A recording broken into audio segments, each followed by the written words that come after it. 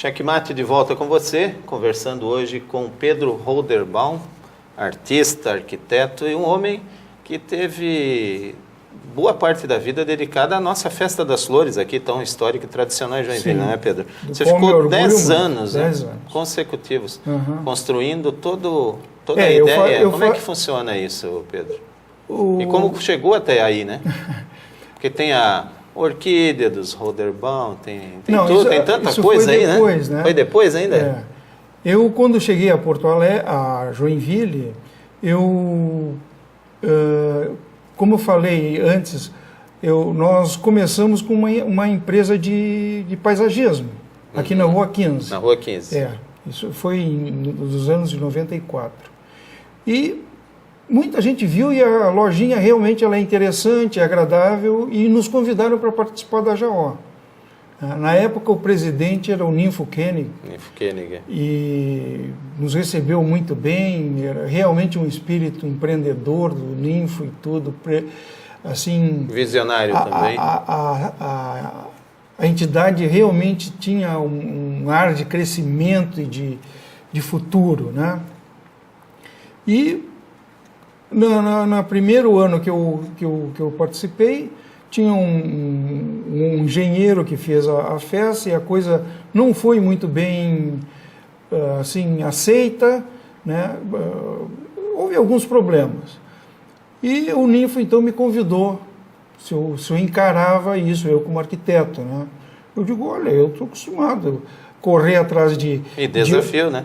Assim, correr atrás de prazos, porque a Festa das Flores envolve além Tem uma logística muito grande. Você tem que cumprir os prazos. Sim. Chega a data de inaugurar, inaugura de qualquer jeito. Quanto tempo tem para você pensar? Isso foi bem variável ao longo do tempo. Executar. Porque... Como você fazia? Não, chegou uma época que a gente tinha 15 dias... Mas nos últimos tempos eram 7 dias ou 5 dias, porque normalmente uma feira era uma feira antes, então a gente tinha que se adequar àquilo. Sim. Então eu inclusive introduzi no esquema todo da Festa das Flores um programa de pré-montagem. Eu fazia os projetos e a gente montava tudo lá na JAO. Então quando chegava perto, já estava tudo mais ou menos... Já encaminhava boa parte da dificuldade de montar uma exposição tão gigantesca. E era muita responsabilidade, porque eu não só fazia o projeto, eu tinha que defender o projeto e fazer o orçamento. Captar recursos também, provavelmente? Não, aí a Promotur... Tem que cruzar, cabecear, defender, aí fica difícil. Na época era a Secretaria de Turismo, né? Sim. E tinha parcerias, por exemplo, a própria Embraco, eu lembro, depois saiu. Mas, enfim, e depois a desmontagem, tudo. E eu tinha que prestar contas, logicamente, de tudo aquilo que foi feito.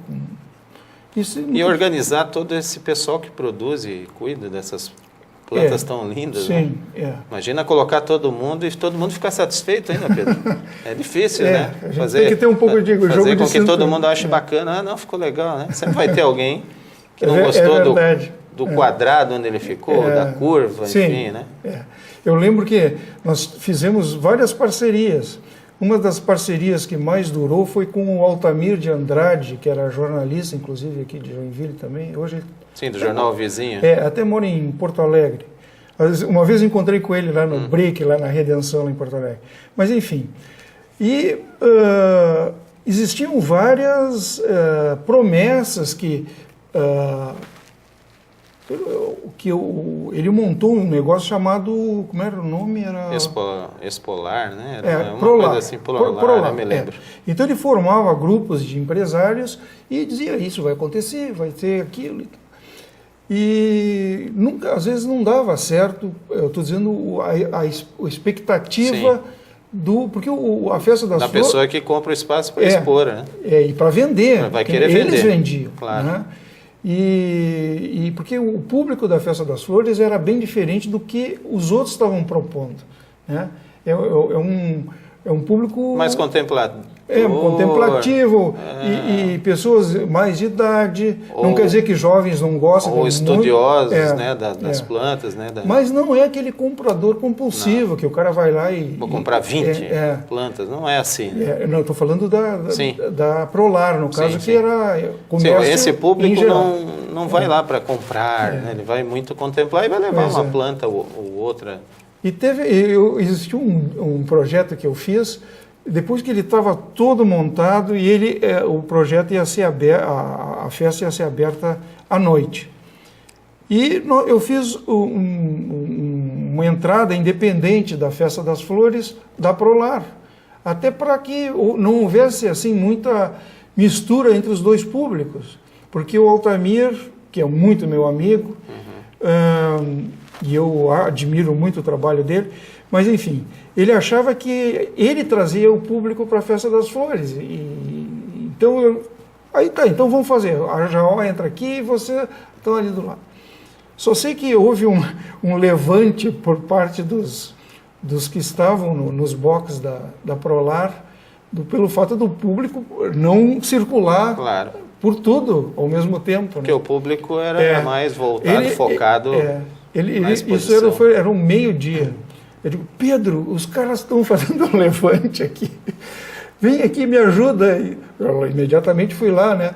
Aí nós fizemos umas pequenas mudanças, né, e conseguimos encaixar a circulação, né, da festa dentro da Prolar também. Ô Pedro, mas isso marcou bastante a tua vida, mas encerrou em 2004? Essa passagem, você não está mais ativo? Não, nessa parte não. Eu fiz sabe que eu acho que você tem ciclos, né? Tudo é cíclico na vida. E eu tinha cumprido o meu ciclo, porque chega um momento que você se desgasta muito. Sim. Né? Eu já tinha, nessa época, no final... E começa até a não perceber as novidades para poder implementar, né? Você vai cansando, né? Mas não é muito tempo, né? Não, sabe o quê? É que eu, durante os últimos anos de festa, eu comecei a implantar o meu negócio de orquídeas. Sim. E chegou um ponto, porque eu praticamente não tenho empregado, sou eu e a mulher que tomamos conta. Então, o que acontece é que eu não tinha mais disponibilidade de tanto de tempo como eu tinha anteriormente, né? Claro. Então, eu até abri mão disso, porque...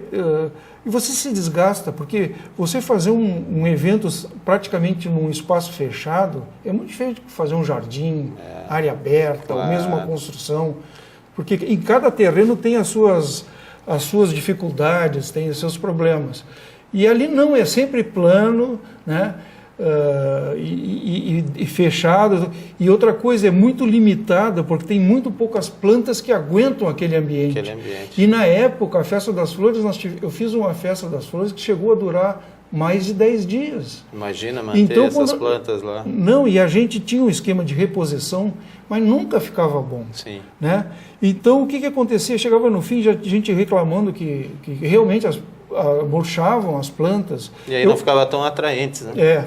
Então são coisas que vão te desgastando também, né? Mas então as tuas energias aí, passou, agora as tuas energias estão numa Torre de Babel.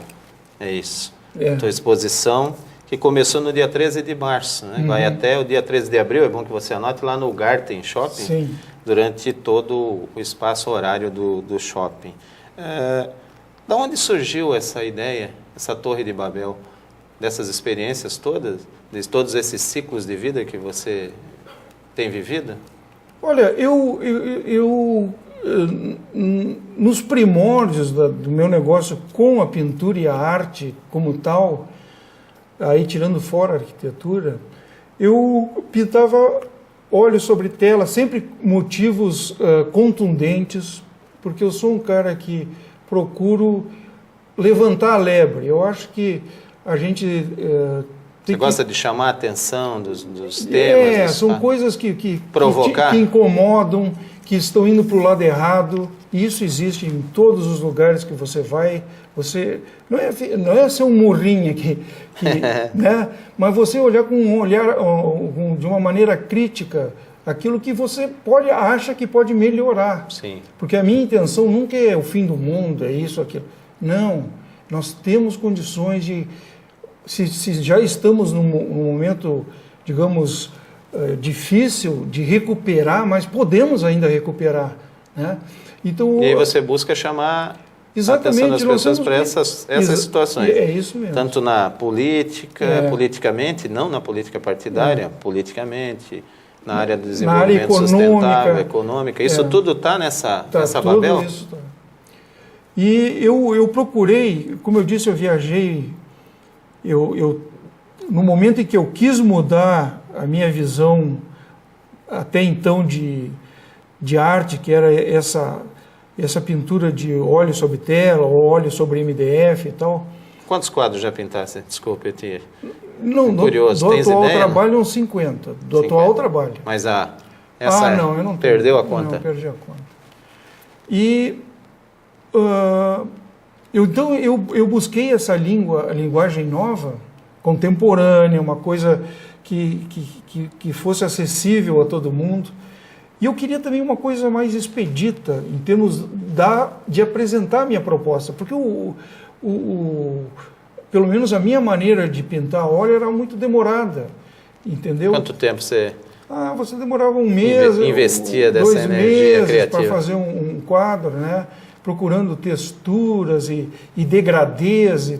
Era espetacular. E, aliás, isso soma... Você ficava mais tempo ali nas misturas, nas texturas, do que exatamente. Na pintura no quadro. E esse novo esquema que eu montei, eu faço os quadros mais direcionados e mais objetivamente, usando imagem, né? Usando fotografia, recortes de jornal, tanto texto quanto fotos de jornal, e spray, que é uma coisa que todo mundo está usando grafite hoje, e também tinta acrílica. Na verdade, então expandiu, abriu... Não, eu uso tudo. É uma técnica mista que eu uso. Que bacana. Né? E com isso eu tornei a condição de apresentar um quadro mais rápido. Né? E você, então, eu achei E os quadros são de que tem formatos? Não, eu uso MDF como base e aliás, é um dos problemas que eu agora estou me propondo a resolver, porque o MDF, eu sempre procuro ver as coisas com um pouco mais de distância do que eu já posso fazer ali adiante, não é só hoje, né? Então, o MDF, se eu quiser fazer exposições fora de Joinville, fora do Brasil e tudo mais, eles são um empecilho, porque é um material pesado, um material que é de difícil transporte, até de embalagem e tudo mais, né? E estou, então, repensando a maneira de apresentar esses quadros. Então tá. Acabou mais um bloco nós ainda estamos na metade dessa história da Torre de Babel. Fique com a gente, nós já vamos para o último bloco. Rapidinho, intervalinho, já voltamos com Pedro Holderbaum aqui no Checkmate.